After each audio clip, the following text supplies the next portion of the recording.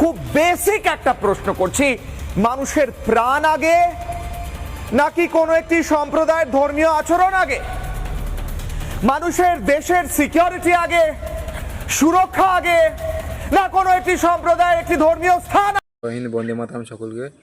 আমি সবার কাছে প্রশ্ন করতে চাই, আপনারা তো ভিডিওটা দেখলেন, দেখে কি বুঝলেন যে কলকাতা বিমানবন্দরের দ্বিতীয় যেখানে প্লেন নামে হাজার হাজার মানুষকে নিয়ে সেখানে মসজিদ তৈরি করা হয়েছে।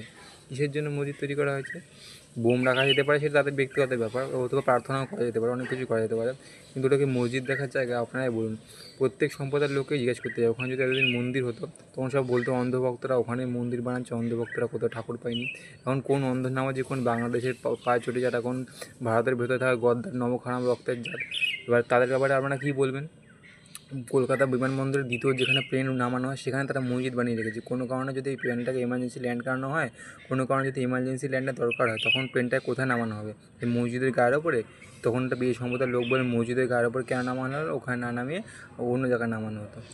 অর্থাৎ বুঝতে পারছেন যে আমাদের দেশের ভেতরে কতটা ভেতরের লোকের গদ্দারদের সংখ্যা বেড়ে গেছে, যে তারা মানুষদের জীবনের থেকে বেশি নিজেদের মাঝাব নিয়ে চিন্তাভাবনা করতে গেছে। তাই এখন যদি সেই বর্তমানে ভালো সরকার না আসতো, এই জিনিস আরও চলতে হতো। তখন হয়তো দেখা যেতে পারতো আমাদের ঘরের সামনে একটা করে মসজিদ তৈরি হতো, রাস্তার মাঝখানে একটা করে মসজিদ তৈরি হয়ে যেত। জয় হিন্দ।